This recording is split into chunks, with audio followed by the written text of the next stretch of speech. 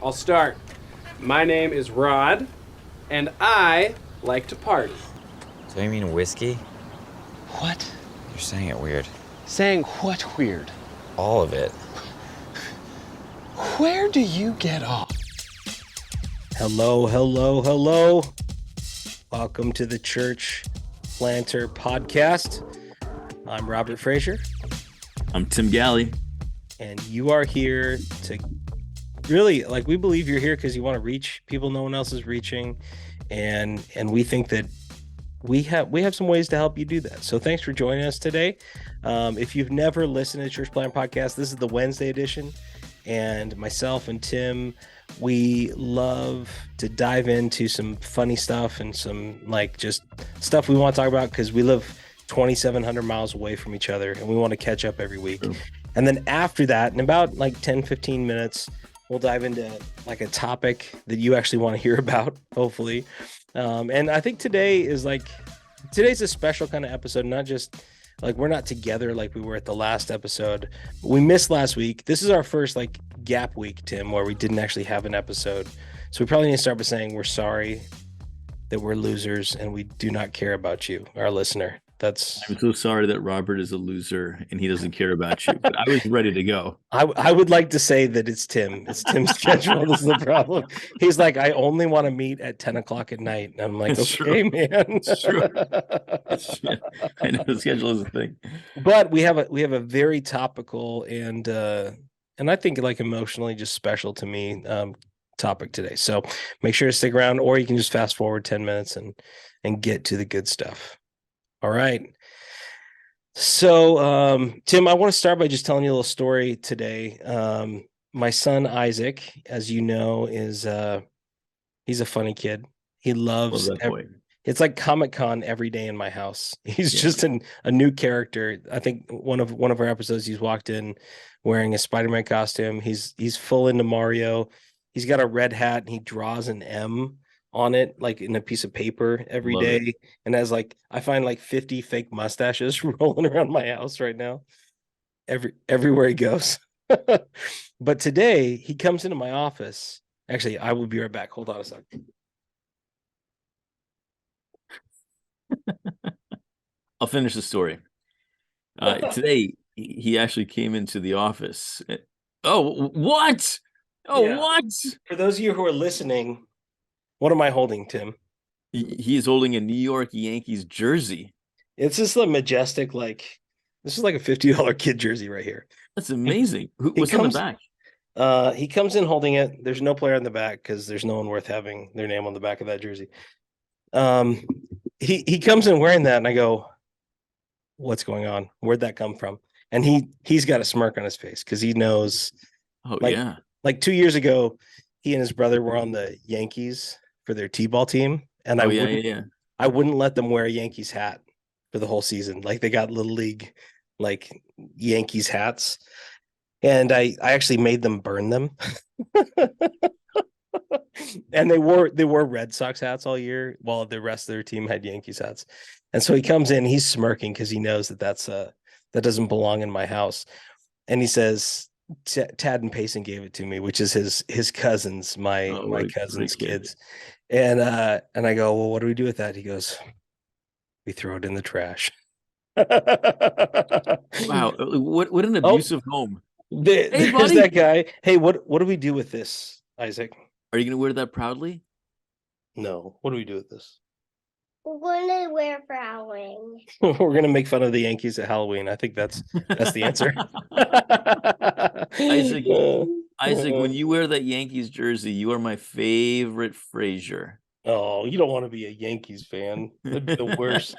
It'd be like forsaking a good birthright. All right, go to bed, knucklehead. All right.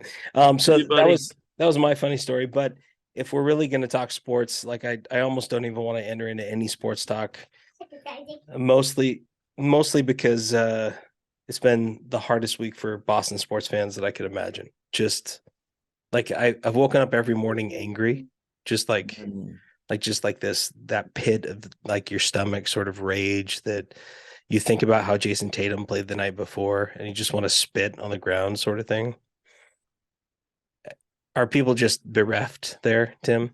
Oh yeah. I mean, these are the times when I jump on Boston Sports Radio, so I can just listen to the callers call in. I mean, like there's lamentation, there's anger, there's fire everybody, and then everything else comes up. So they bring up the Patriots' bad season, the Patriots' bad draft, the Red Sox not like resigning players, the Bruins collapse. Like, I mean, it just spirals. And it is a bad moment for Boston sports. Maybe one of the worst in 2 decades, like in terms of all four teams. Like the Bruins had an epic meltdown. They had a Yeah. historic season, the most wins of any team of all time, and then lose in the first round.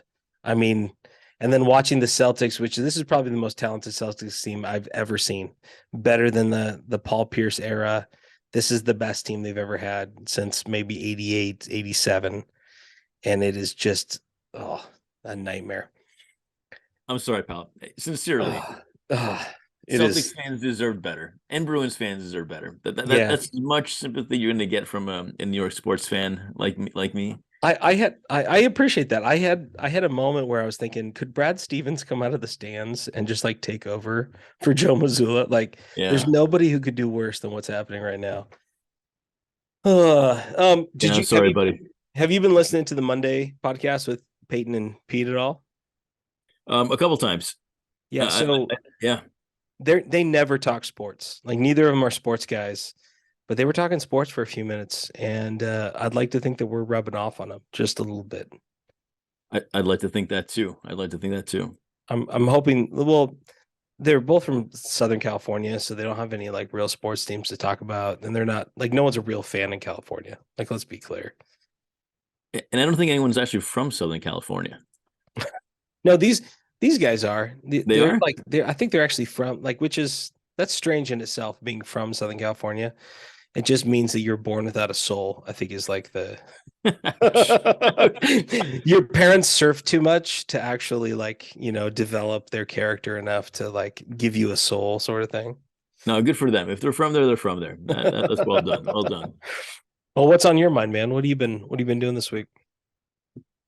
So yesterday I participated in an ordination service for a dear friend. Oh, fun. Yeah, I really like this guy, and just I got to be part of the council. They asked me to kind of like do the opening, and the introduction, like kind of warm up the room, and then give like a prayer. And then they had told me like, hey, give people a sense of like what the service is going to be. And I realized when his family arrived, and then as people were coming into the sanctuary, that very few of these people had ever been to an ordination service before. Yeah, most people don't ever go to one in their life. Like it's a rarity. Yeah. Yeah.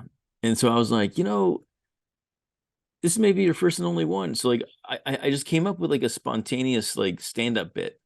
Like first we'll have like the feats of strength, and then the hands of weakness. And then we'll have the mother-in-law and the mother of the ordained doing a rap battle, like 8 Mile style. It was great. That's good. And everybody likes this guy like a lot. Mm-hmm. So like he's easy to like to tease, but like everybody loves him. And like I made this other joke about he's a type, everybody loves this guy. He's never gonna get fired. Like he could like slash the tires of the senior pastor's car, and the senior pastor would just like walk out and be like, you know what, I kind of wanted new tires anyway. Oh, geez, buddy. Shucks. Yeah, that's a well laid out joke. Nice work. Well, and I said you can test it. There's a yellow Volkswagen Beetle that you can destroy, which is not the senior pastor's car. It's my supervisor's car. so this thing just got better and better. It's like all kinds, and I do feel like it's kind of like the roast. Like when you like the way that they do roasts. Like if you say enough funny things, and even like just touch and go mean things, but in the name of like love, then you can actually say nice things. And it's like you have to do that so that you can say nice things. Yeah. So anyway, that was fun. But beyond the jovial nature of it, I hadn't been to an ordination service since before COVID. Mhm. It's been a long time, and Mhm. I'm feeling like this clergy shortage. I'm feeling, fewer people going to seminary, fewer people graduating from seminary, fewer people getting ordained, fewer people Mhm. entering into the ministry. So it felt really sweet and rare and wonderful, and I was just encouraged by that, and hopefully what might transpire, in coming years.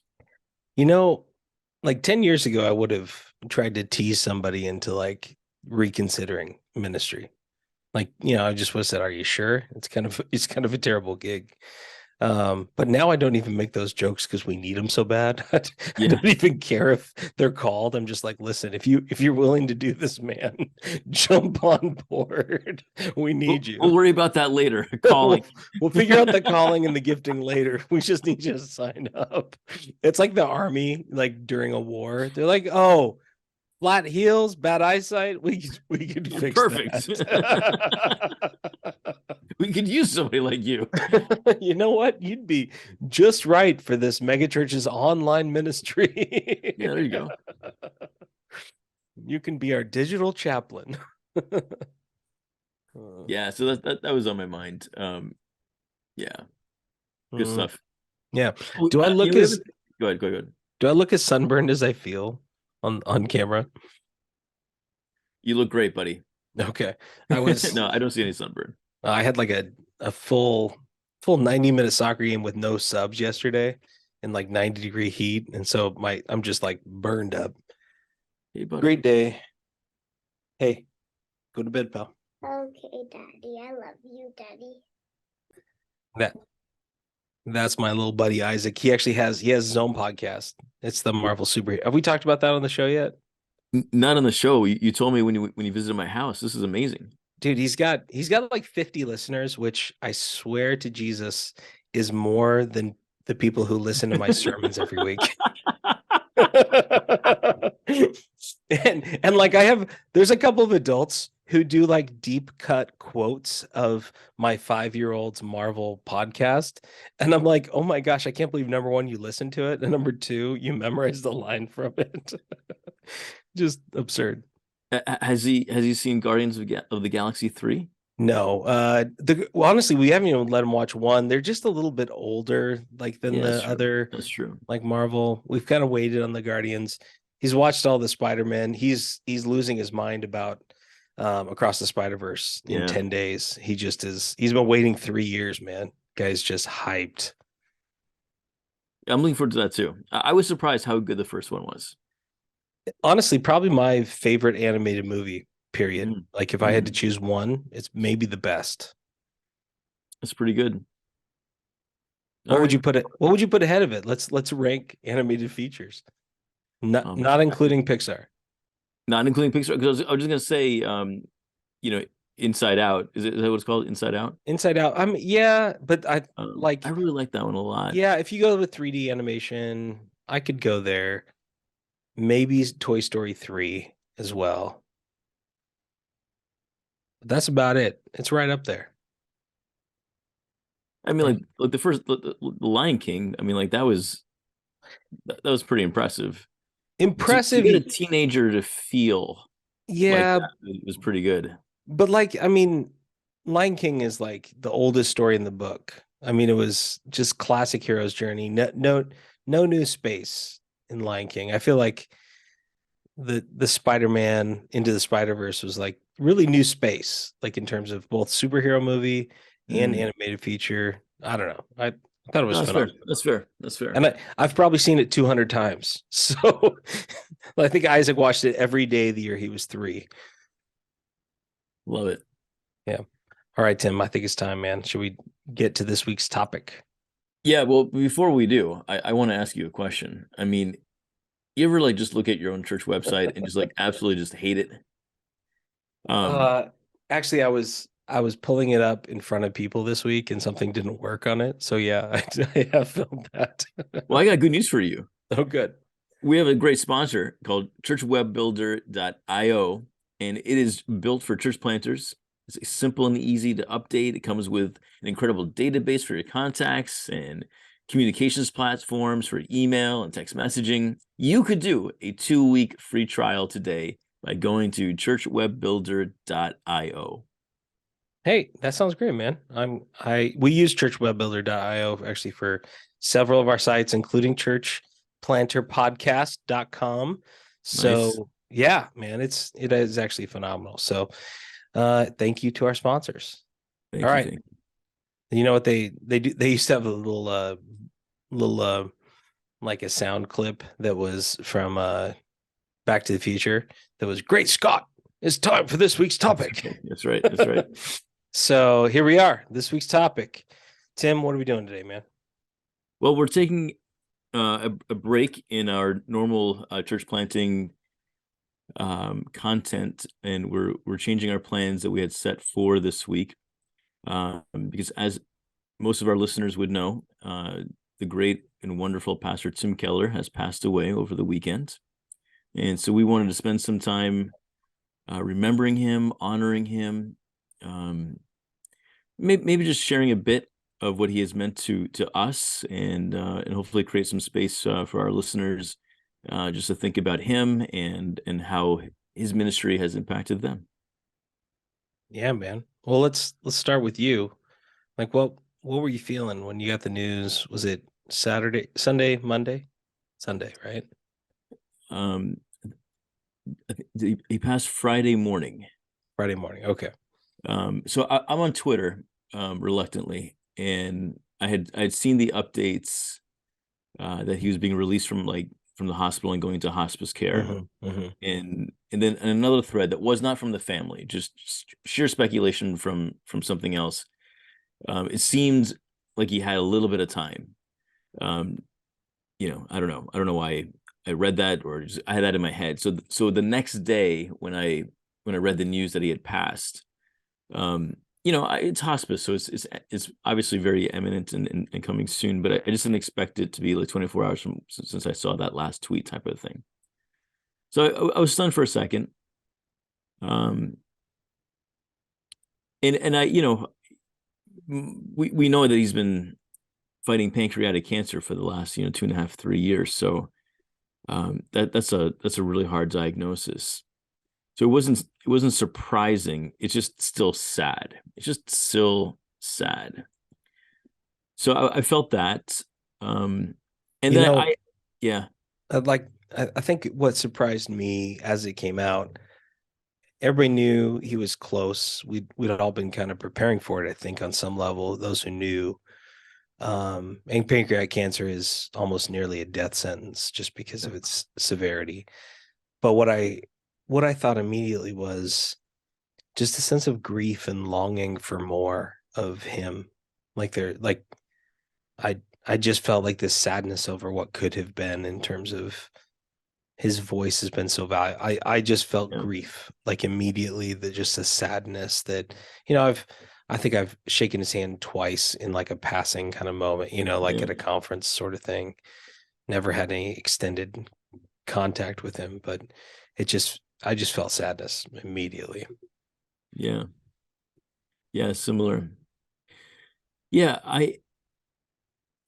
so when anytime a celebrity passes or anything culturally happens, there's this temptation to this was my favorite actor, this was my favorite musician, this is my favorite theologian, pastor, Christian thinker. Yeah, it's like the overstatements are just everywhere. Yeah. And so I always like to avoid that.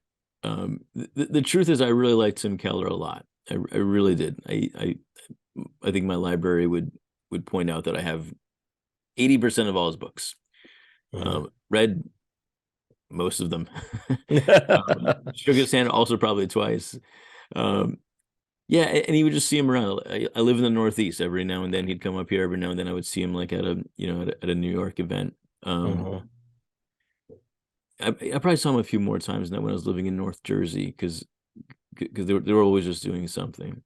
And I think that's like when I first started appreciating, there was this thoughtful, influential pastor in Manhattan, in the early 2000s. And I was living, near Philadelphia in the suburbs there after 9/11. And I think that's the first time I really heard about Keller was post 9/11. And Yeah. people have talked about how he was just so good for the city of New York in such a needed time. And I think that that just had a ripple effect throughout the country. And I think I was one of those ripples. Do you remember the first time you heard of Tim Keller? I think I saw something early online, when YouTube and Facebook were kind of hidden, 07, 08. Somebody shared a video, and I think that was the first time I like engaged with him I think it was like a Veritas forum sort of thing, Yeah. like one of those Harvard College Veritas forums. I was in college ministry, so like he spoke to the sorts of concerns we would deal with students. And then the reason for God was, I mean, this truly seminal work. He took, like, for those of you who've kind of followed New Testament studies and have followed apologetics, he didn't start. He started with empathy and with the questions that his listeners were struggling with, and engaged with them in a way that was deep and robust and thoughtful, Yeah. and really took their concerns and said, the questions you have are completely valid, and if they're not answered, you shouldn't choose God. If you can't find viable ways to deal with these questions, the questions of theodicy, the questions of evolution, the questions of just existence, and all of the ways that our mind struggles to wrap itself around our being here, and understanding the nature of God and the veil of ignorance that overwhelms like our human condition. Like, the way that he dealt with that was to go head straight towards it.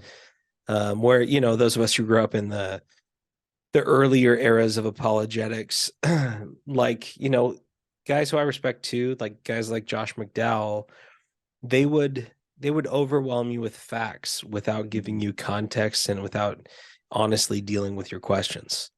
They would treat your questions like something to be dealt with rather than something to struggle through and to honestly engage with. And when I read Reason for God, I was one of those early deconstructionists. I had my church Yes. wounds early on in Yes. life. We've talked about that. And so I was asking those real questions in my early 20s as a young missionary to teenagers, trying to figure out, do I really believe this? And if I do, what does it mean? And what parts of it do I receive and what parts of it do I reject? Like, is there a way for me to get through this and make sense of it in the cultural reality I'm in? And the Reason for God, I'd say, fundamentally kept me close to Jesus, and took all of what I think happened in the late 80s, early 90s in New Testament studies that honestly dealt with Jesus as a historic character. What N.T. Wright did and Sanders did, and those guys who like created all this space for historic Jesus studies that treated him as a thoughtful character, and then created all this space to believe in Jesus and the resurrection, and to treat his disciples like an important part of the historic record. Like, I feel like Tim Keller took all of that and brought it in front of us. And in a lot of ways, I'd say, like, the people Tim Keller introduced me to are the intellectuals who have shaped me. Like, I feel like he brought me to voices that I wouldn't have gotten to if he hadn't said, hey, I was reading Luc Ferry about like this introduction to Western thought. And like, honestly, that took me down a rabbit trail that really opened up some avenues for me to understand Western critique. And like, he was engaging with guys like Thomas Kuhn and the structure of scientific revolutions, and thinking about the ways that we think and the ways that society changes the way that we think. And I just always appreciated that he was taking the communication and philosophy theory stuff and engaging with it honestly and making it make sense in terms of my faith, which as an undergrad I couldn't do. But then as I got older, it's like Tim was my guide in those ways. So, man, in some ways, he's just been vital to my faith. Yeah, he's had that gift apparently, all throughout his life as somebody who could understand difficult concepts and make them understandable to whoever he's in front of. Mhm. Like, so he, as you know, he attended Gordon Conwell Seminary, Yeah. I guess in the Go 70s. go Gordon Conwell. Woo. Yeah. And, there's these stories that circulate that, he would engage very thoughtfully with the professors in class. And, it was very apparent that he just had a gift, for theology.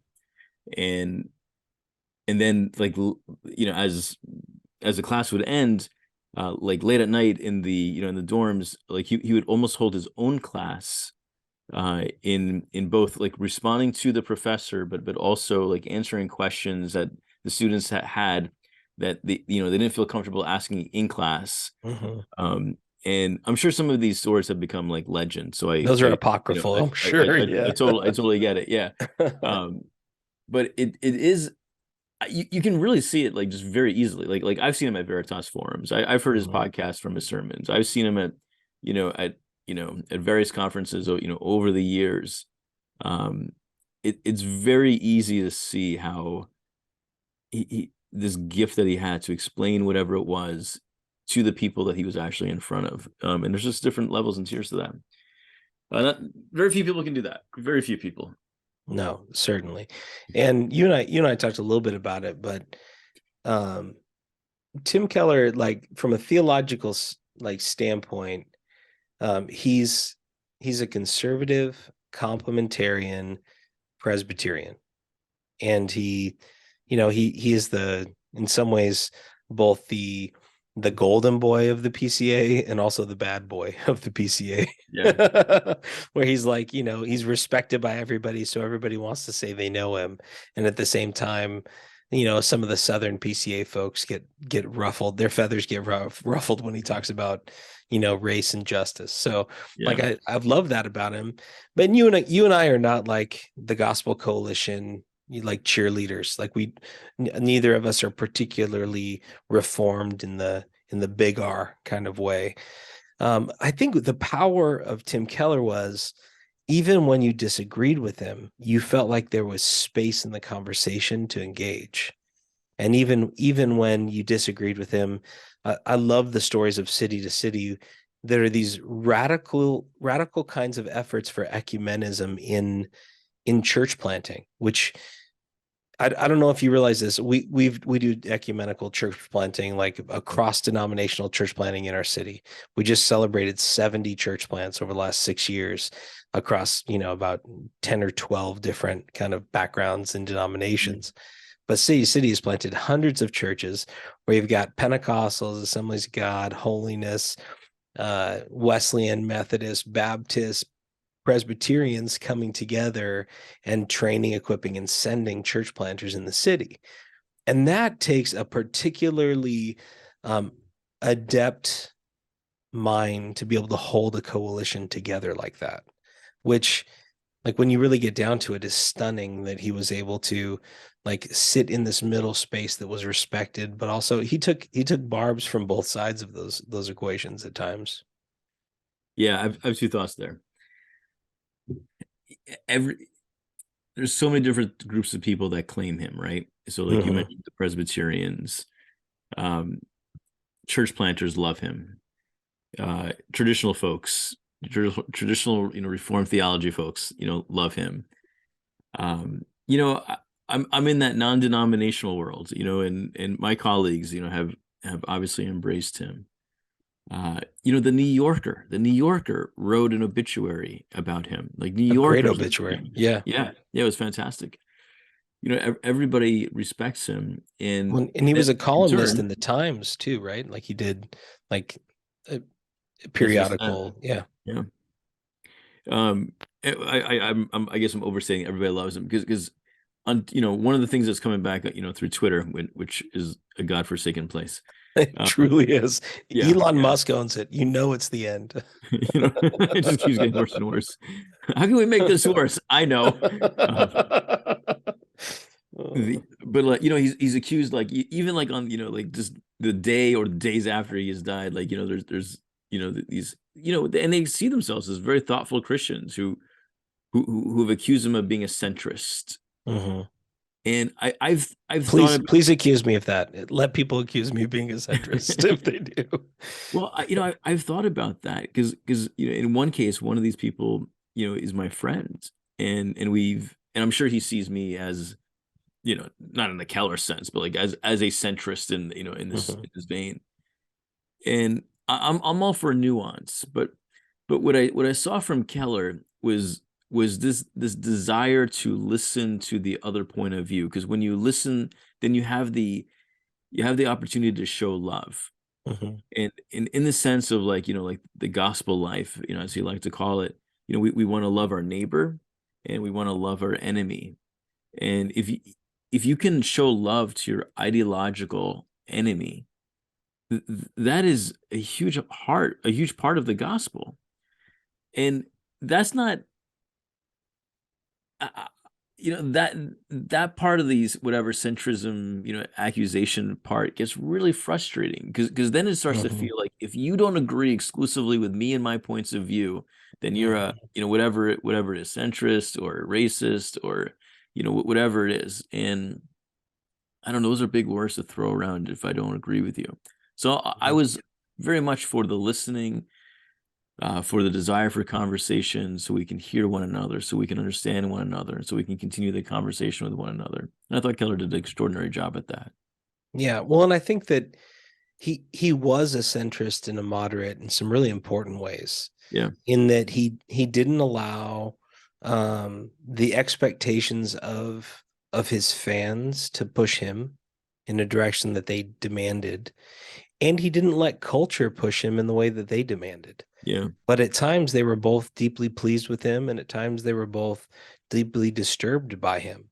And primarily he was, he held fast on some things that he thought were incredibly important and orthodox, primarily around traditional views of marriage, Mm. and also even like roles of women and this complementarianism. I don't agree with that, but I like he held to it as a strong belief, and at the same time was a strong voice for racial justice and economic justice, which for some people who really believe that their economic conservatism is a biblical value, that's a threat to the American way, not even just their theology, but is a threat to their understanding of who we are as a people. And I love that he said, you know what, I'm going to follow the Jesus way, and it's going to look sometimes liberal and sometimes conservative, but it's really this kingdom third kind of way. And I hope that that's how people view me. I would love to be someone who's viewed with the sort of wisdom and Yes. winsomeness of Tim Keller, who's known as someone who loved the world, truly loved the people around me, and at the same time spoke truth to both my right and my left and said, "Come follow me as I follow Jesus."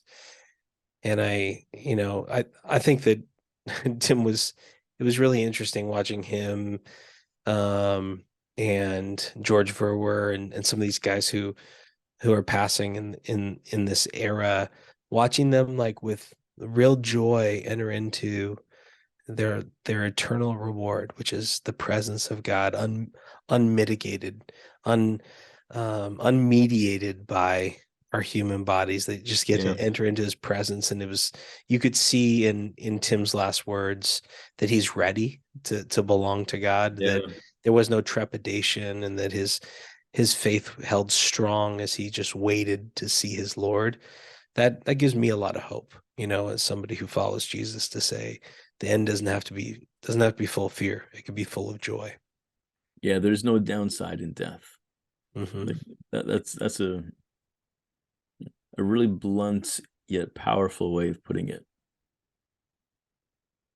I You read know, something that he had written this week about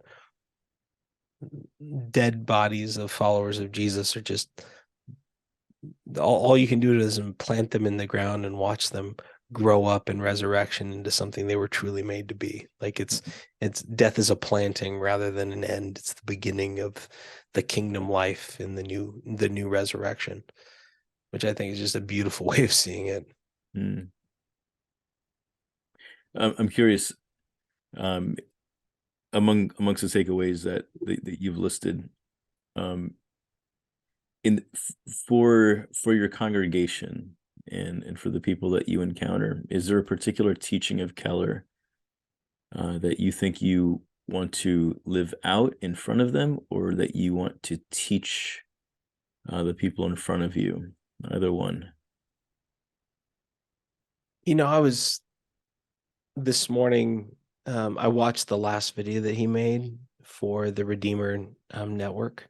Yeah. And if I'm going to put a link in the show notes for that, because I think it's moving to watch him speak. And as I was watching it, I was struck by two things in there. The first is I think he genuinely believed, as he said, that three congregations of 800 that are focused on neighborhoods are better than one massive congregation of 2,400. I think he believed it, and I think it's true.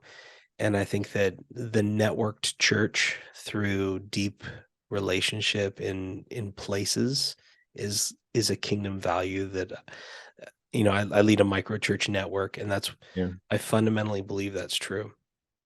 And I think that was a sort of a confirmation that I'm heading in that right direction.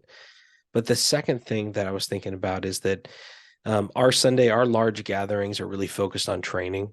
We talk about the Jesus-shaped life, and I'm trying to win people over to Christ week in and week out, but more people who are very warm to Christ. And I don't think that I speak to those who are far from God.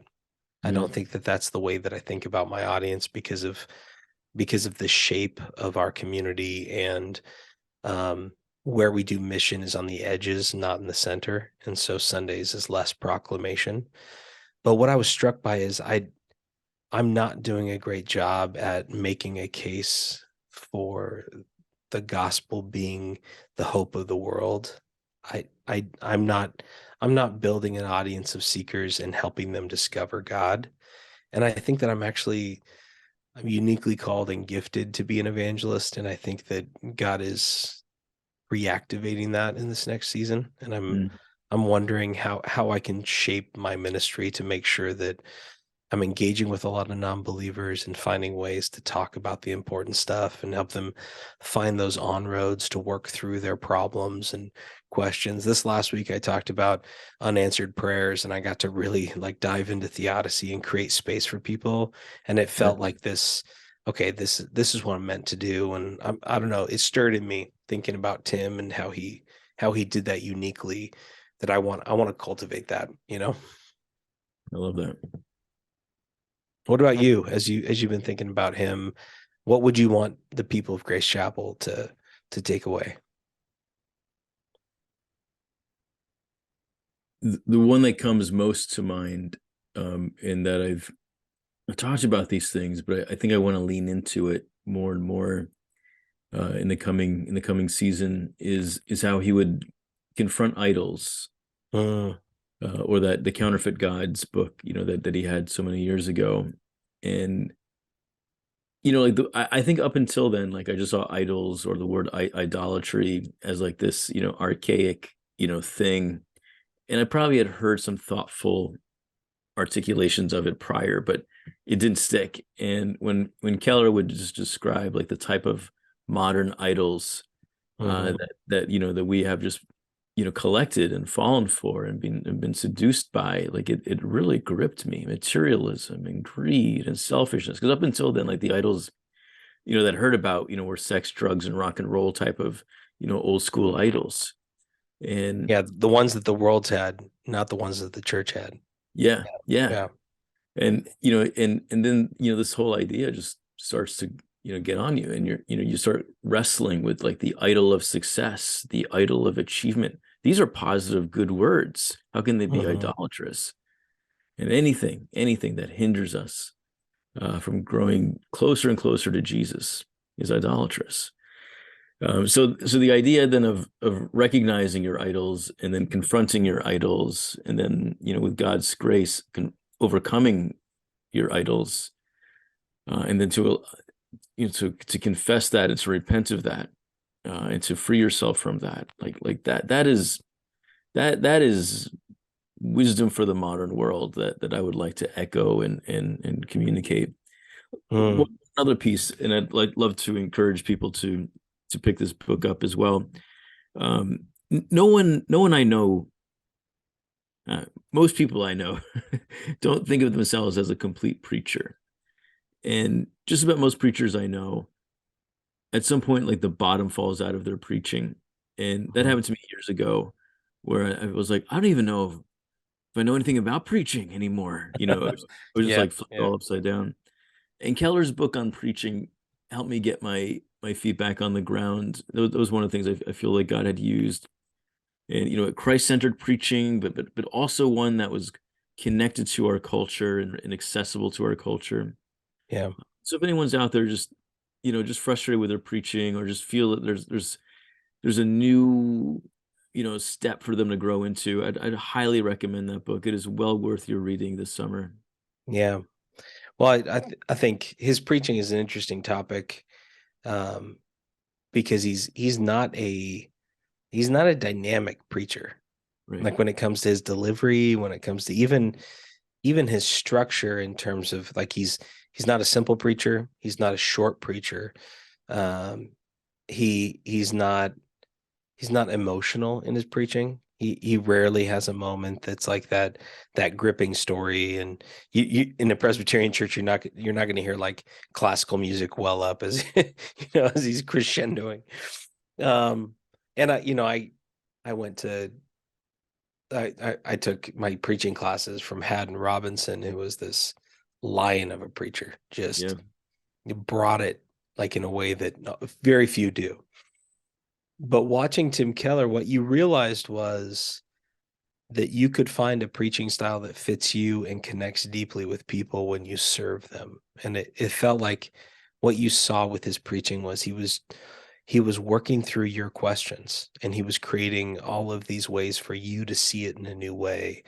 And you could tell, even though he was much, much smarter than you, and he had read much, much more than you, that he was going to, with curiosity, enter in to where you're at and help you discover something you hadn't seen before. Yeah. So there's something about his preaching that is truly phenomenal. And at the same time, just truly ordinary. Mm. And he created this space as a preacher that was, it was a set him up and knock him down kind of preaching. In like every single one of his sermons was, well, the world says this, you experience this, but I got good news for you.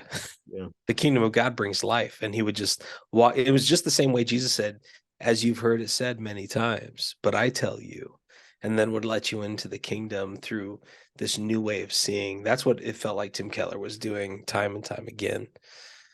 And I think that's a pretty simple formula that still works. People are looking for someone to ask their question in the most relevant way and then help them work through it. And most of the time I'm asking my questions instead of their questions. Yeah. And that's my preaching, my bad preaching habit, coming to life. We're all in process. Well, I'd be, we're getting a little Yeah. long here, but I did want to touch real quick on, there's two things I want to talk about Tim Keller and church planting, because I think that church planting is obviously what we're talking about in the Church Planter podcast, but Tim Keller cared a ton about church planting. Yeah. He believed that it was the center of renewal and movement of the church, and he invested lots and lots of his time into pouring into church planters. So I think it'd be foolish for us to just talk about the great preacher he was and the cultural space he created, because all those things, we could probably have another couple episodes on Tim Keller, and maybe we will someday. But I did want to talk about two things. The first is, I love that Tim Keller did not plant Redeemer until he was 40. He was 40 years old when he planted Redeemer. And I think a lot of us believe that you've got to be between 30 and 40, and you've got to, have all this energy, and you've got to be this really a young person to do church planting. But when you start at 40, you think differently. He had had a successful ministry in Virginia. He had been a professor. He had been in a small town in the coal mining, region of Virginia, and had learned to preach to people who didn't have their PhDs in Yeah. homiletics or whatever. So like there's so much to say about like how he planted was different because he was mature. And I don't know, I've seen kind of two types of older church planners. There's the know-it-all church planners. There's been like I've seen three of them, and actually all three have failed in our city. They were in their late 40s and early 50s, and they came in and they knew exactly what they were going to do because they had seen it work somewhere else. And Mm. they came in with a sort of arrogance about, I know what this city needs and I'm going to give it to them, come hell or high water. And I'd say for the most part, those church planners didn't make it because they couldn't flex. They had some vision that was so strong. But when you look at Tim Keller, when he started planting, he let the city be his teacher. He didn't know New York City, and so he worked hard to get to know it by listening to the people and finding out what their lives were like, and really, he talks about in Center Church how he would meet 4 or 5 people a week those first few years and have coffee or lunch with them and find out about their lives and then give them a little bit of the kingdom as they were meeting. Yeah. And I think that listening was so important. Um, and Tim, like what strikes you when you think about Tim as a church planner and what he did in New York? You were close to it there in North Jersey. Yeah. I love that he would empower other people to start churches that he could not start. Mm-hmm. So I'm doing like, this doctorate project on generational leadership, and over and over, I just see the importance of, those in the older generational cohorts. Yeah, it's great if you got great wisdom to pass on, but like if you have power that could be utilized for others to Mm. to start something, to create something, and especially the things that you can't do to reach the people that you can't reach. How many times have you said that, my friend? Um, so when he creates like the city network, that's a gift to the kingdom, and I love how that works. How a person like that who could just build his own empire, and you've seen that with countless other church leaders, uh, to use his collateral, to use his influence, to help others start their own Mm. thing. I just absolutely love that. Well, yeah, and I think he was an early voice to say that we can plant churches that don't look like us and sound like us. Yeah. Because in the last generation, those who jumped onto the multi-site bandwagon was really those saying, we need to create more of us. We need to find a way to McDonaldize and to systematize this great product that we've created. We don't have enough room in this building, so we're just going to franchise this thing out. But a lot of guys, very, very few guys actually, said, you know what? I think that it's better if I find a way to empower somebody else in that space who looks different and sounds different, and, Yeah. is different, and gives them money and platform and sends people with them. Like that takes a secure leader who says, I'm not going to try to control the outcome on the other end. Even denominations and networks work that same way, where they're going to demand this very clear theological position, this very clear social position, this very clear ministry sort of setup. And networks really allow for this sort of open sourced, open-handedness to say, we're going to trust that God's going to work in that place different than he works with us.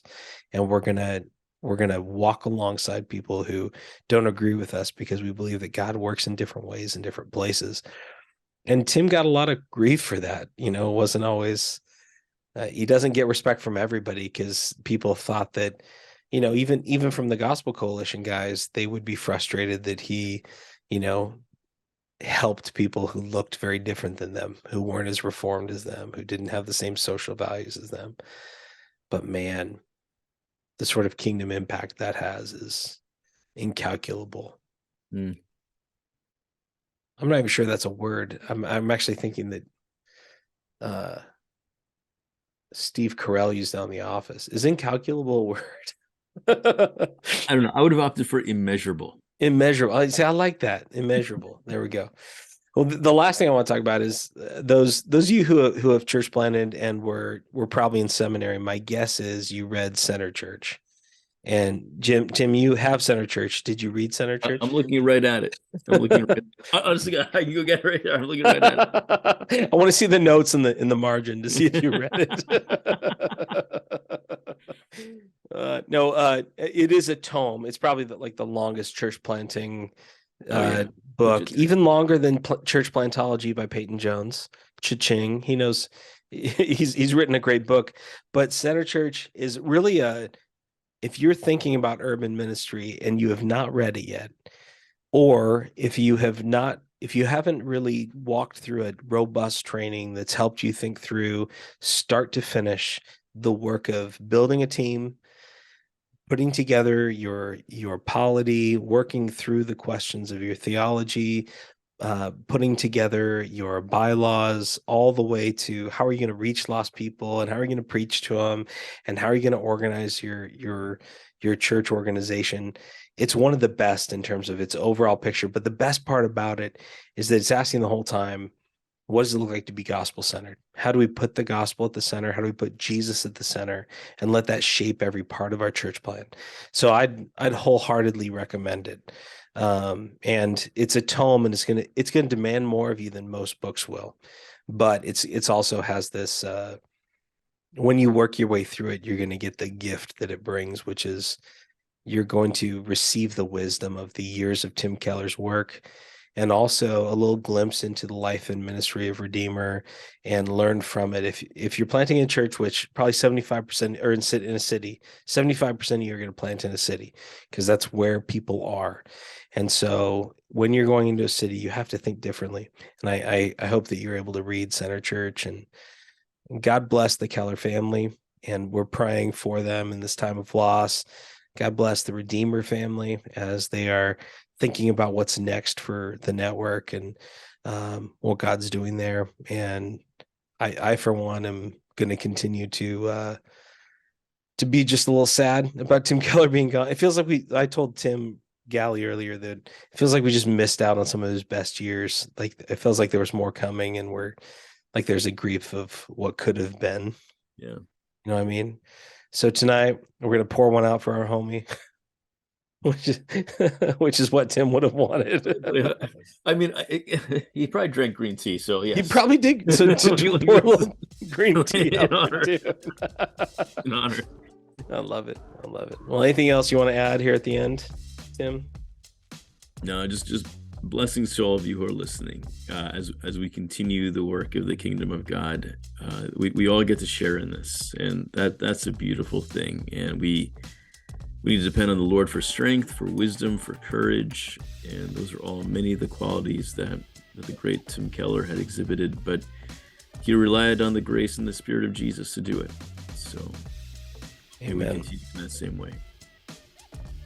Well, friends, we will try to not miss another week. Tim and I are real excited about what we're going to do next. We're going to talk about burnout. We're going to talk about our identities as church planters and how to work through some of the temptations that come with that. So don't miss the next couple weeks as we hit those topics. Remember, if you want to reach the people no one else is reaching, you've got to go where no one else is going and do what no one else is doing. See you later, church planter.